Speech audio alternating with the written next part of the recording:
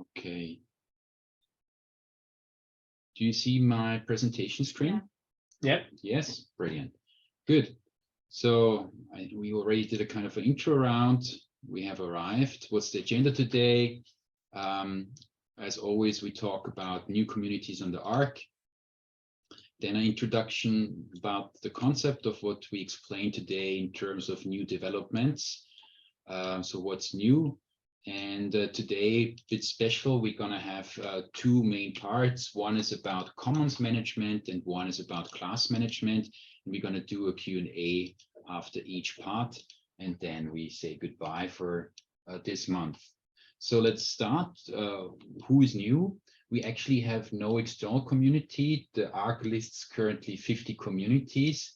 But 2 weeks ago, we set up a community for ourselves. We spent an extended weekend in the Czech Republic, bordering Poland. It's about 5 hours car drive from here. And that's actually Lucas's family home, weekend cottage in a very nice hiking area. It's since 800 years a mining area, was then abandoned. Not a lot of people lived there. And it's home to a lot of old trees. And we set it up to play around with the commons functionality. So we have now a first community in the Czech Republic. And interestingly, although it's a 5-hour drive, it is in the same ecoregion, the same bioregion as St. Pölten, where we are right now. Okay, so introduction to the concept part. I hope this is interesting also for Petros. The problem that we set out to solve is on one level at least, creating post-national identities, because we have identified nationalism in terms of economy as being very destructive to the planet. We would like to scale the overview effect, which is a phenomenon that psychologists have observed with astronauts that see Earth from outer space. They become citizen of one planet. And we also would like to connect environmental learning with our economic system. So what is our strategy to do that? We break down the planet into its natural parts. It's not us who have to do this. There were conservation scientists busy during the last 20 years doing it. And we try to create a human scale entry point to connect to the planet. And we want to reward growing knowledge about nature. So a lot of this is explained in nice manual videos. They are all on the platform and you can watch them. Our solution is quite straightforward. We want to create the Internet of Nature. So it's basically a continuation of the Internet of Things, but involves natural objects. And we do this with our practice of environmental education.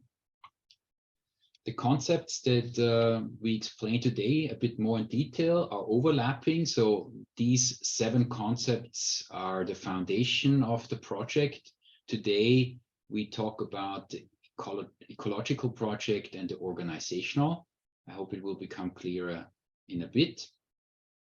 And we refer today to Maria Montessori. She was a very active pedagogue, alternative pedagogue, and used the hands to teach.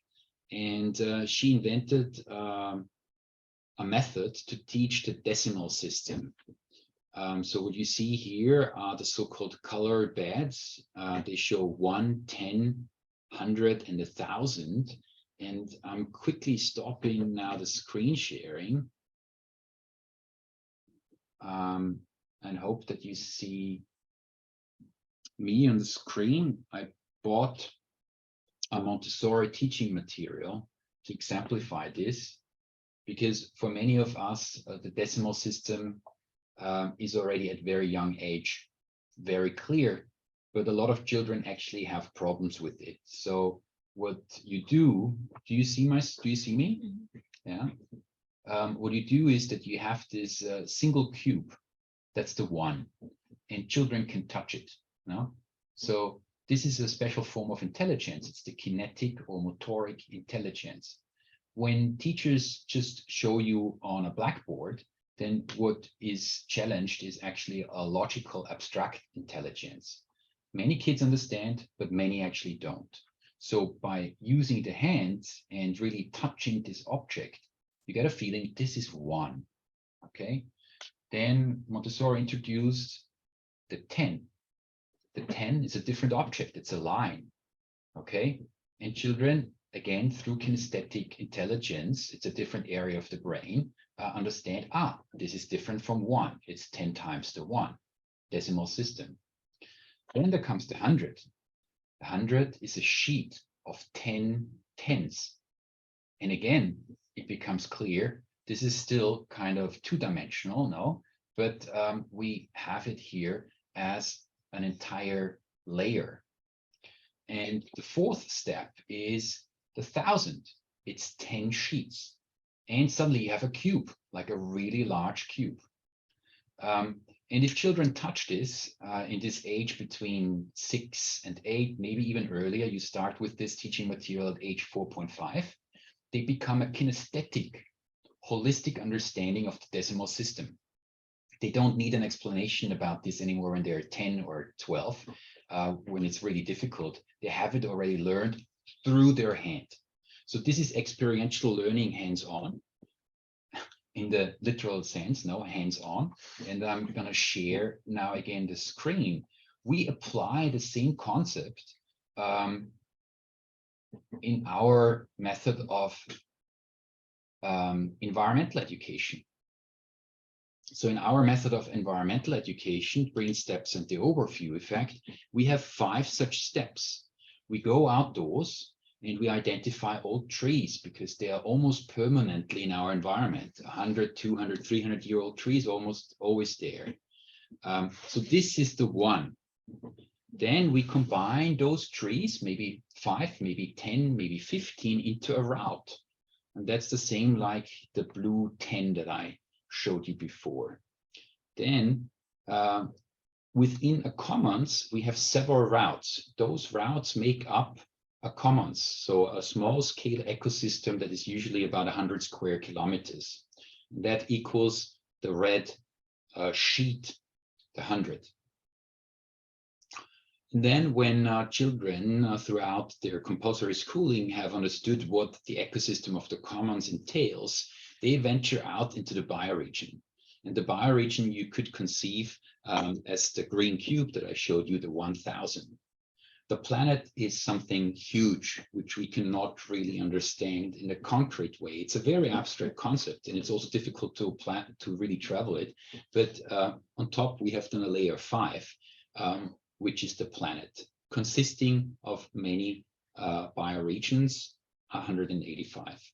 So we train here a different brain area to understand ecosystems in a very integral and holistic way. All right, to do this, we have 5 rows on the arc, and you see the rows here in this diagram. It starts in the core with the learner. The learner is mentored by a facilitator who facilitates routes or activity. We have a community mentor, which could be also the principal in a school. The facilitator could be also a teacher in a school. I think Petros dropped out. We have a commons mentor and a bioregional mentor. And in the past,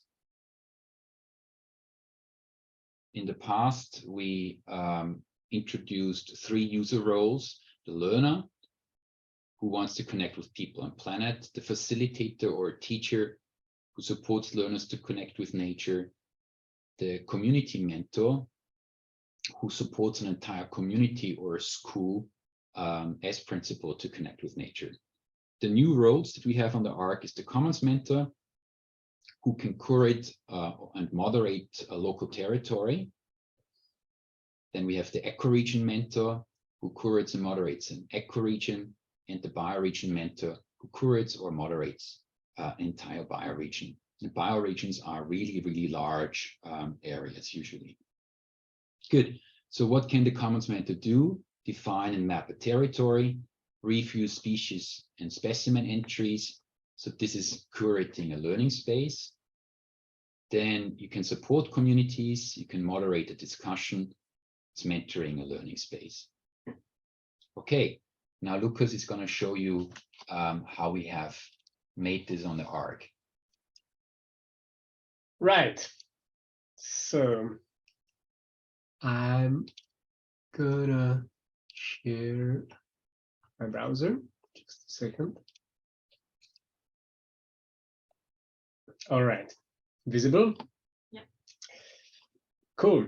So it's the exciting time of the month again, and many new things have arrived to the ARC. I'm gonna start with the left menu because we have reshuffled things a little bit over there. So the home is the page where everyone starts. It's meant mainly for the learners, but it's everybody's home. It shows your mainly learning progress, right, in terms of the impact points. So this is for the learners, the user role that Knut just mentioned. In the activities, this is a page where the facilitators are published, right? They publish their activities, their courses, their events, everything that they are creating. Then we put the library, because the library is what the activities can become as a best practice enters the library, or from the library, the best practice enters the activities again, right? This is like the templates of activities and the way that people and communities share the accumulated knowledge with each other. Then we've got the communities where people can mentor their community, manage a group of people who share the same interest. And finally, the focus of today, the commons. So the commons in here are the playground for commons mentors who curate a local place and populate it together with others who are into that, interested with species and specimen, and therefore provide this haptic feedback like we had with that tool that Knut just showed. So we take people, not only we provide the tools for others to take people into nature and have these hands-on experience, which helps us to learn about the world and appreciate it. So yeah, we've got this new view of commons. There are quite a few since we have deployed this feature a few months ago. So the things that we show in here is the logo of the commons, name, and then how many communities are there, how many people are currently in these commons.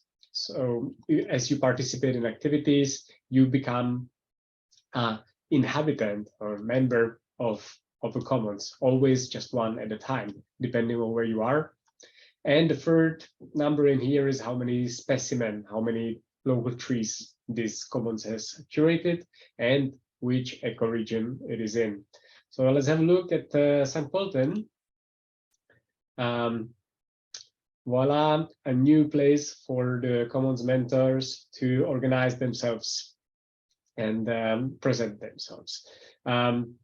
We've got 3 main KPIs in here. The first one are the impact points, which are the main KPI, which we show everywhere on the platform, which is going throughout the ARC. Then the second important thing inside of the commons is the amount of specimens that have been curated inside and the number of routes. This refers to, the best practices that this community has created out of its specimen and shared with others in the library. Down in here, we can see all the activities that are happening in the communities that are located inside of these commons. So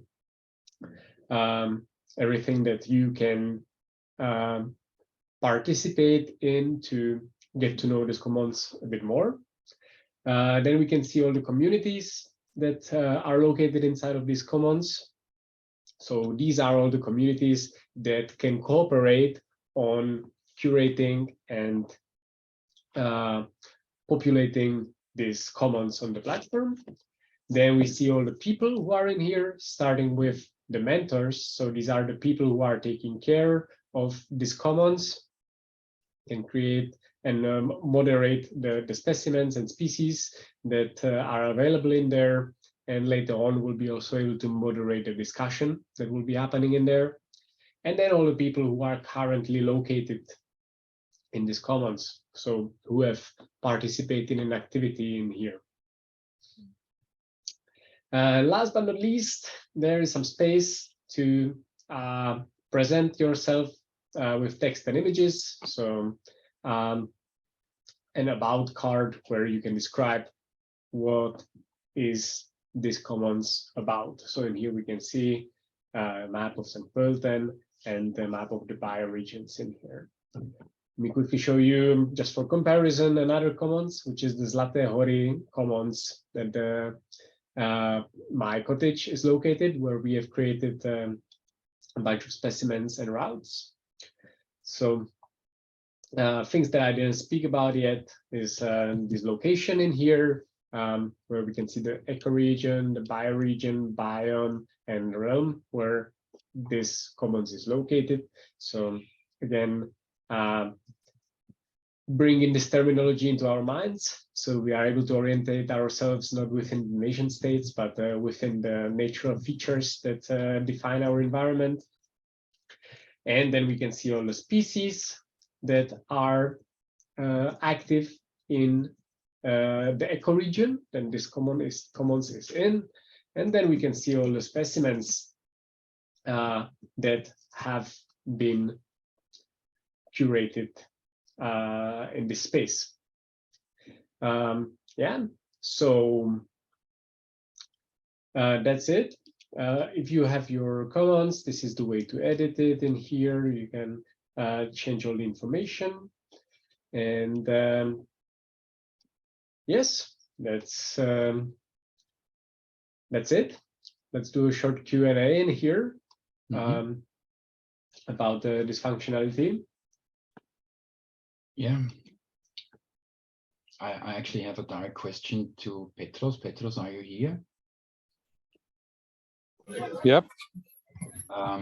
So this has been a lot about learning. Do you see any connection to your work with gardening? Well, the work that we do with urban gardening, urban microfarming is, of course, as you may understand, quite contained in terms of ecosystemic diversity and species diversity. But for sure, there is already acquired knowledge that is out there and can be combined with what we are learning in practice here, or with the knowledge that we develop. For example, we surely want to see which species can actually grow and flourish within within urban environment, but this has to do mainly with edible species, not so much exotic species or unknown species, and of course not so much with trees. I don't know if this answers to your question. Yeah, I just thought I want to clarify a bit. So we have one community that was another trial community on the Ark. It's called Parrot Tree, and it's a small countryside house with a garden. And we tried there also sort of suburban farming. There are 44 different plants that are eatable.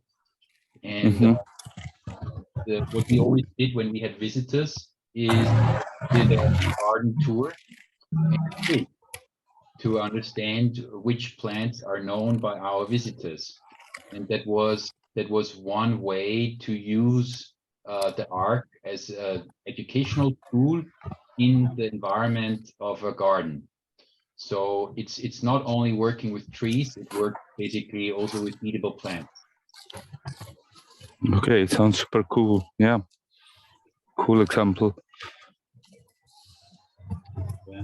I think we even have a video about this, which I can share afterwards. Right. Yeah.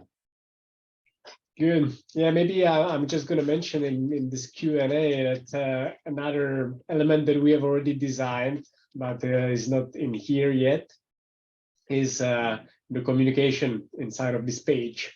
So it's supposed to be a kind of a digital agora for the people who are doing work in this area, who are collaborating together on bringing more, let's say, specimens into the platform, to create routes, to create activities, to bring people more in touch with the place. So we came up with a concept of communication in here that is planned for development for the next month. So then from my personal view, then this is going to be pretty complete in a way what you need to curate this space, because right now you still need an external channel to communicate. Mm-hmm. Yeah. Yeah. So actually, before we go to the class management, I actually have something else here. This is just crossing my mind. And I think we should discuss it before we go into the class management.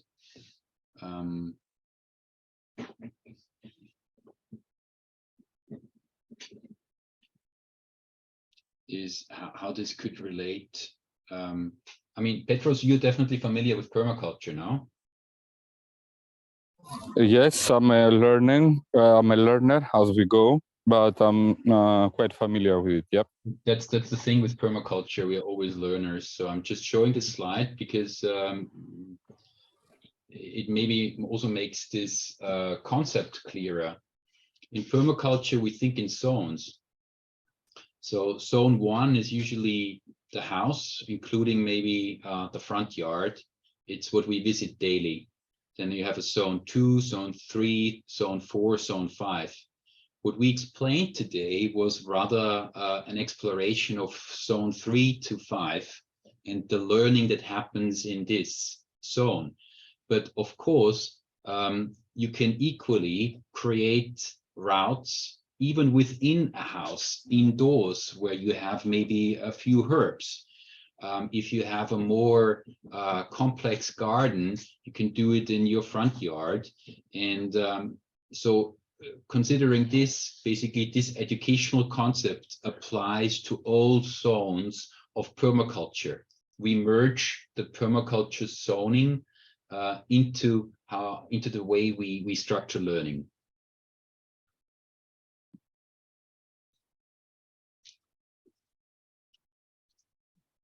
The screen sharing hasn't worked, most probably because I'm on my mobile data, as I said before. But I got the concept. I just couldn't see this particular slide. It didn't load. I'm sorry. Doesn't matter. We have it in our recording. Okay. Good.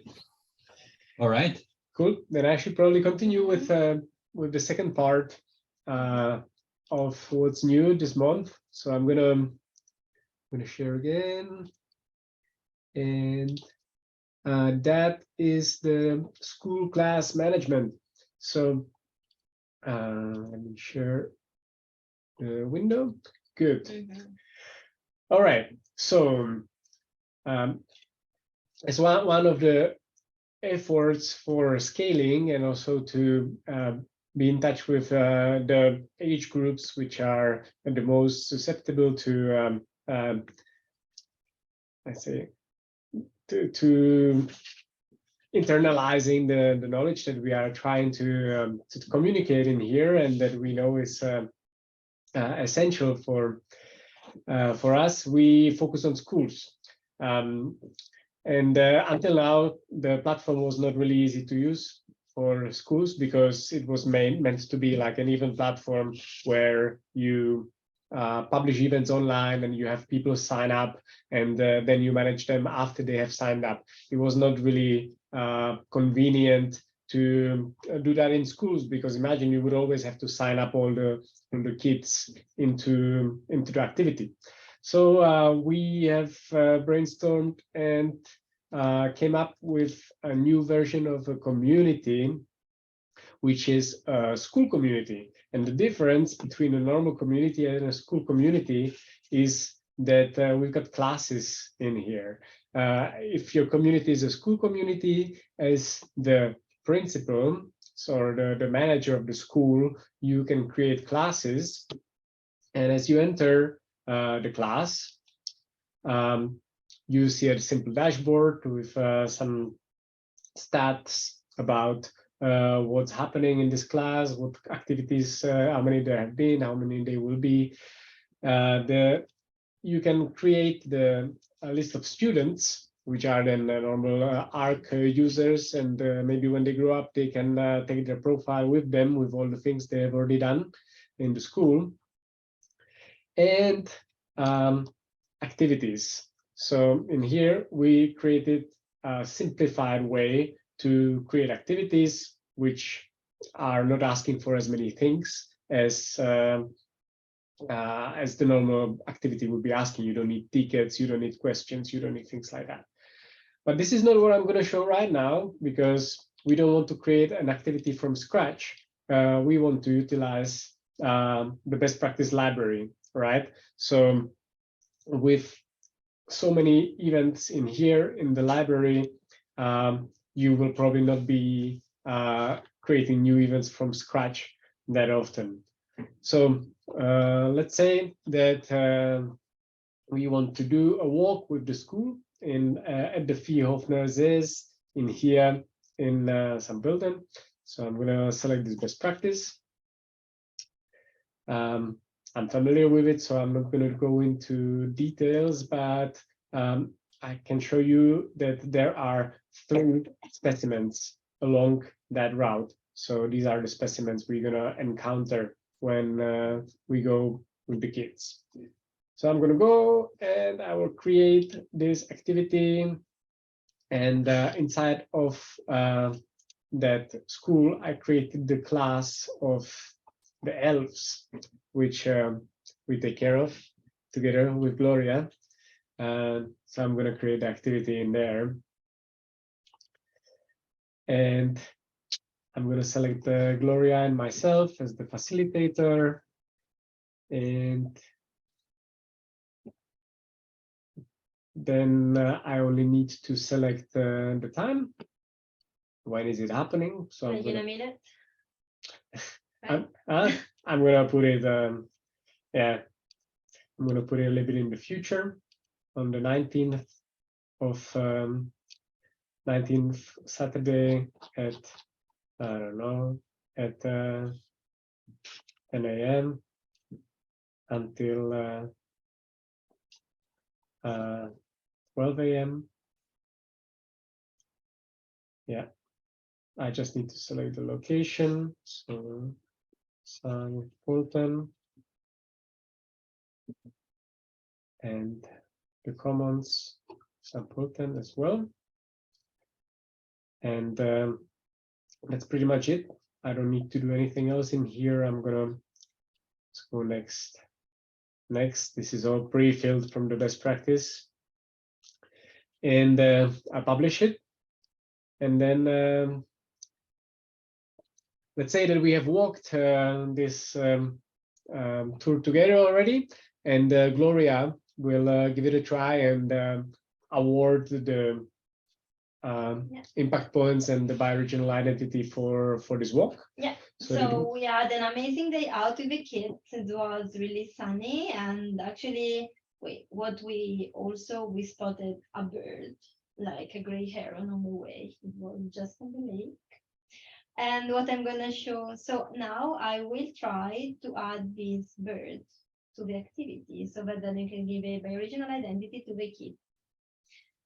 So this is my page now. I will try to enter, maybe not in the activity, but to the community. I will enter in my school. And this is, oh, I think I have to refresh it. Right. Wait, it's gonna come. My computer is a bit slow.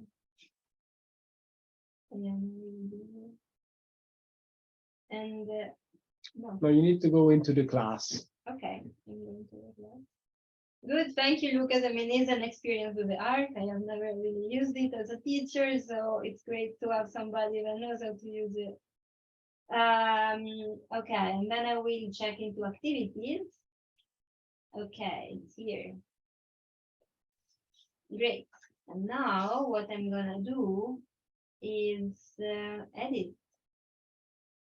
Because for now, what is inside the original identity are only 3 specimen of trees, but what I want to add is a gray heron, exactly here. So what she's trying to show is that after you have walked with the participants, the activity, maybe what you have seen was actually different than how you originally planned it. So this is the way to adjust before actually awarding it to everyone. Exactly. So now that I've done this, I can go back. I think I can go on the overview and try to check in my kids in the activity. So You have to yeah. go into the public page back. This I is have a to go different dashboard. okay. Go to the great. public page. I Go to go the public. page, yes.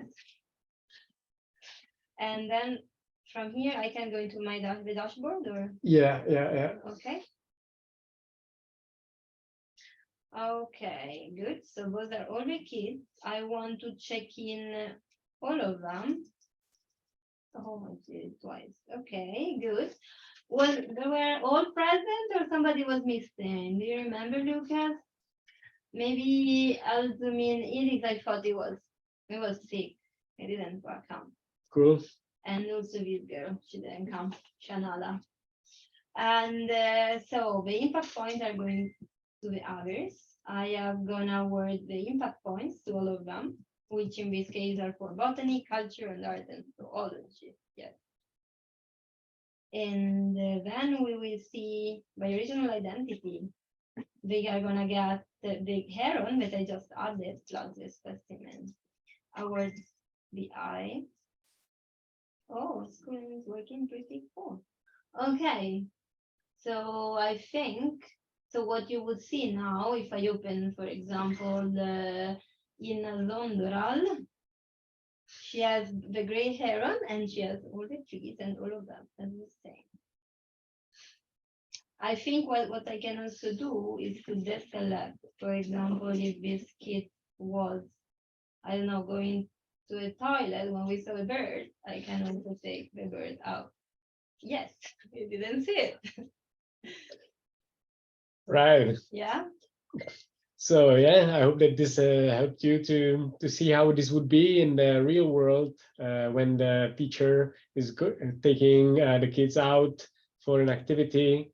So we covered the whole process from taking it from the library, adjusting it to the real world situation that actually happened, and then awarding the biological identity to the kids. Then after that, this is visible in the school profile, in the class profile. So this is bringing visibility to the schools and the teachers of what they have been doing in terms of nature learning and sustainability learning.